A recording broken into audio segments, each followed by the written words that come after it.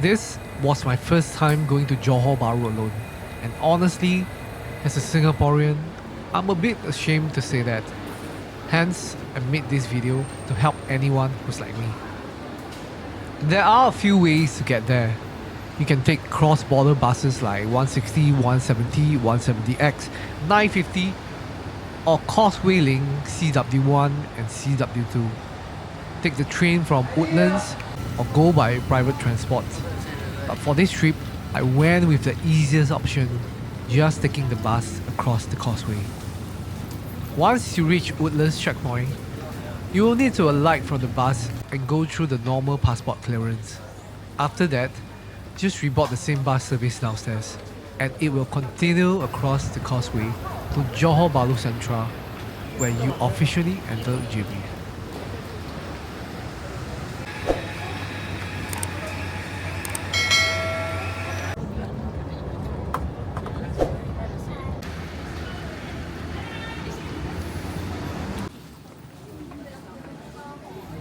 Before you even reach the malls, JB Sentral already has the basics. Small eateries like KFC, bakeries like Roti Boy, which somehow always has a long queue, and a couple of mini marts for drinks, snacks, or a quick SIM card.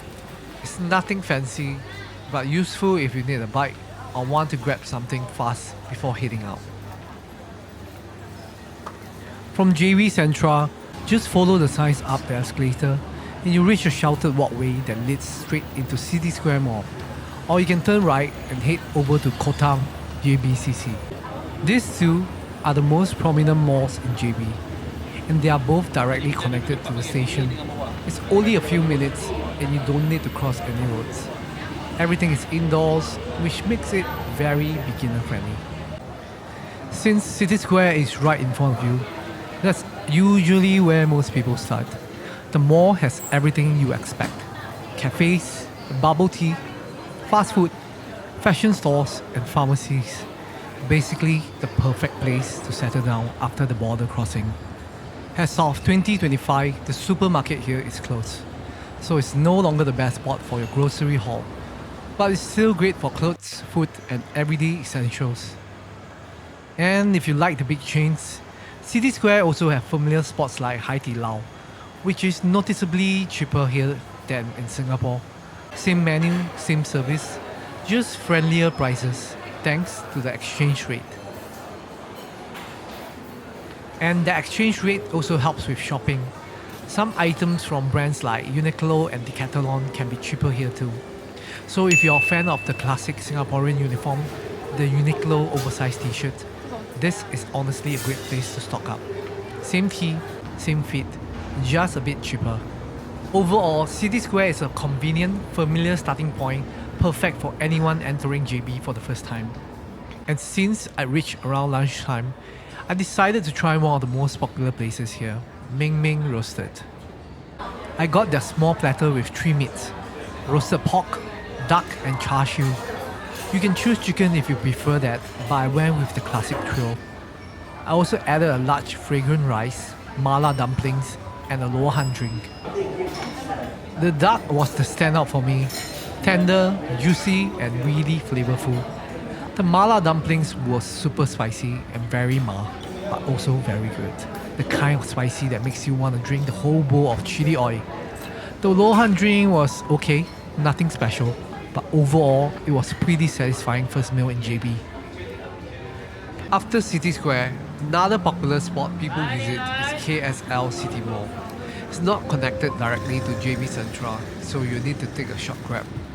Usually around 6 to 10 ringgit during off-peak hours, but it can go up to 20 ringgit during peak hours. KSL has a very different vibe from City Square.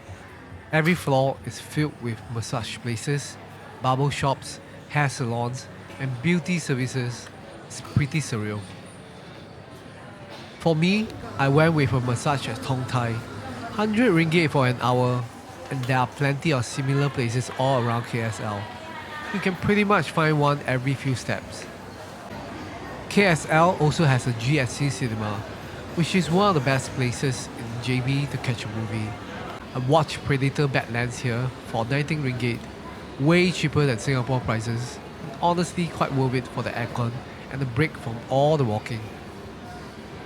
Overall, KSL is a good place to explore, especially if you want an affordable massage, a haircut, a manicure, catch a movie, or do your grocery haul here.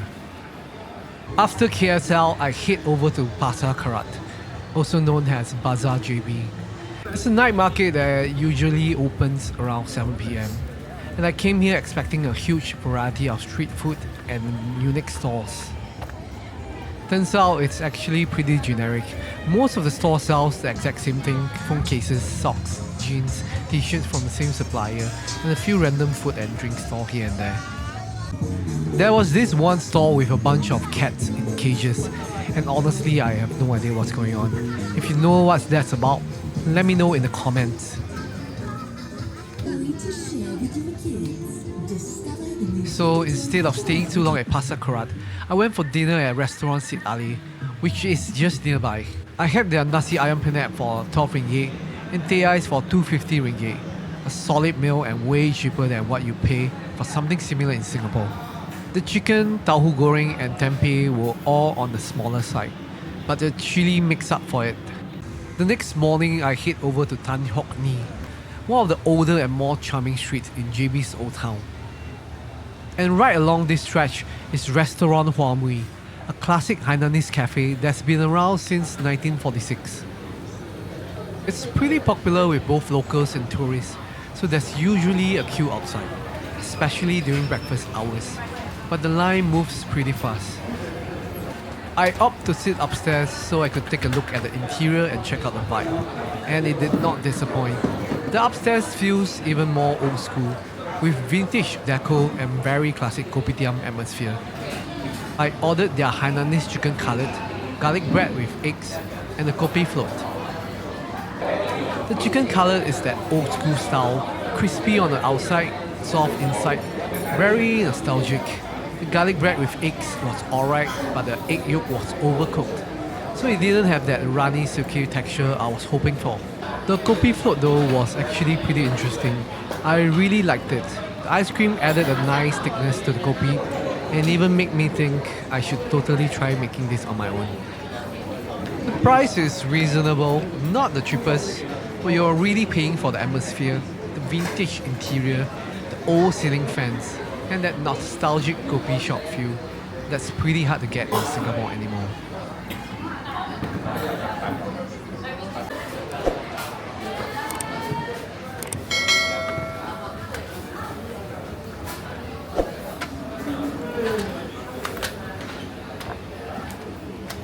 After breakfast, I walked around Tan Hiok Nee. It's a short street, but it has a really chill vibe. Old shop houses, small cafes, and a few boutique stores here and there.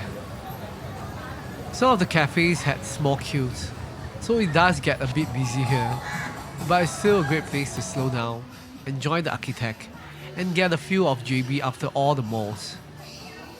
There are a few nice spots for photos, more cafes if you want another drink, and overall the vibe is calm and easygoing.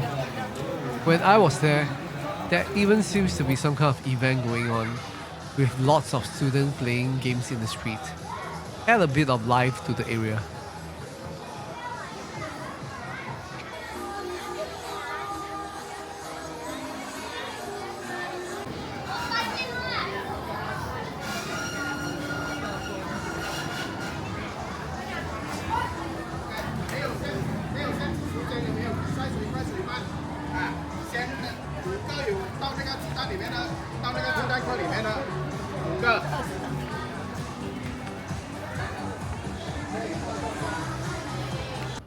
Right at the end of the street, you'll find a couple of small murals tucked between the shop houses. They're not huge, but they add a bit of color and character, and make for a nice finishing point to our walk.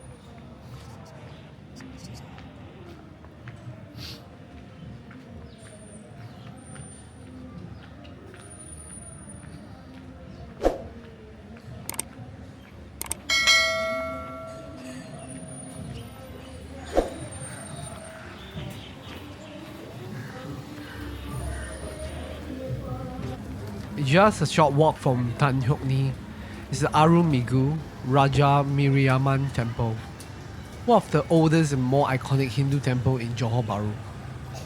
It was built in the early 1900s and is dedicated to the goddess Mariamman, who is believed to protect devotees from illnesses and misfortunes. The first thing you'll notice is the colourful Gopuram, the tall tower at the entrance filled with detailed statues and carvings. Up close, the artwork is really impressive. Bright colours, intricate figures, and a lot more detail than you might expect from the outside. You can enter the temple grounds, but do be respectful. Remove your shoes and place them at the shoe storage area. Dress modestly, and if you're wearing shorts like me, you can get a sarong from the security counter. It's a peaceful stop and a nice contrast to all the malls and busy streets around JB. Even if you're not religious, the architect and the artwork alone make it worth a quick visit.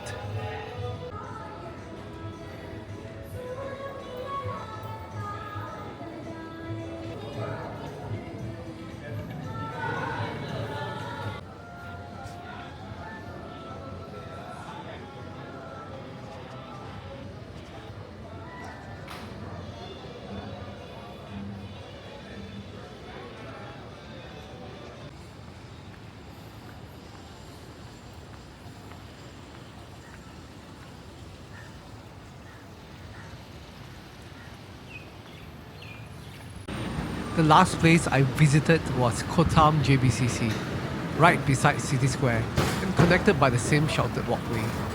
Komtar is basically the quieter sibling. It's a more relaxed mall compared to City Square. Fewer crowds, wider walkway, and a calmer atmosphere overall. There's still a few big brands here, but it's mostly a nice place to take a breather after all the walking. Komtar has a supermarket right beside the food court on the upper level, Kapitan Grocer, which is great if you want to pick up snacks, drinks, or any last minute things before heading home. Overall, Komtar JBCC isn't a must visit on its own, but since it's literally connected to City Square, it's worth popping in for a quick walk. So that was my quick 2-day trip to JB. If this is your first time doing a short getaway across the causeway, I hope this video gives you a clear idea of what to expect, where to go, what to eat, and what's actually worth your time. If you enjoyed the video, drop a like and subscribe. Thanks for watching, and I'll see you in the next one.